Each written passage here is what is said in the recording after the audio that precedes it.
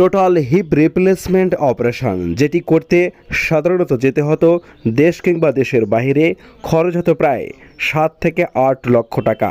এটি এখন নীলফামারীতে এই প্রথম হচ্ছে ইবাদত হাসপাতালে। অপারেশন সম্পূর্ণ করে বিস্তারিত কথা বলছেন ডাক্তার জিল্লুল হাসান রনি। আসসালামু আলাইকুম রহমতুল্লাহ। আমি ডাক্তার মোহাম্মদ জিল্লুল হাসান রনি, কনসালটেন্ট হিসেবে পঙ্গু হাসপাতালে কর্মরত আছি। আজকে আপনাদেরকে একটি ভালো সংবাদ দিতে চাই। গত সপ্তাহে যে আমরা অপারেশন করেছিলাম, মিস্টার কমল, 38 বছর বয়স, কুন্দুপুকুর, নীলফামারী, আমাদেরই সন্তান। উনি দীর্ঘদিন হিপ সমস্যায় ভুগছিলেন, সেটা রিপ্লেস করে ফেলেছি আমরা। আসলে হিপ রিপ্লেসমেন্টটা কী জিনিস একটু যদি দেখাই আমরা। এই দুটা কোমর আছে, ওনার যে কোমরে যে বাটিটা থাকে, আমাদের যে বাটিতে বল বিয়ারিং আমরা ঘুরাই, পাটাকে নাড়াচ্ছি, হাতটাকে নাড়াচ্ছি, এটা বাটিটা নষ্ট হয়ে গিয়েছিল।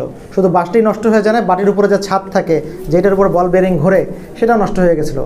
আমরা উপরে কাপটা এবং এই বাটিটা দুটাই মেটাল, লোহা দিয়ে রিপ্লেস করে ফেলেছি।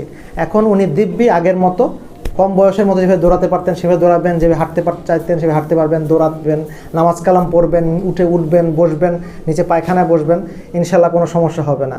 এটাই আমাদের সকলের সহযোগিতা ছিল। সকলকে ধন্যবাদ, আমাদের পাশে ছিলেন, আমাদের জন্য দোয়া করেছেন। আমাদের রোগীটা আলহামদুলিল্লাহ ভালো হয়ে গিয়েছে। আজ 7 দিন পর উনি আজকে বাড়ি চলে যাবেন। এর জন্য আমিও আপনাদের কাছে কৃতজ্ঞ, আমার রোগীটাও আপনাদের কাছে কৃতজ্ঞ। সকলকে ধন্যবাদ।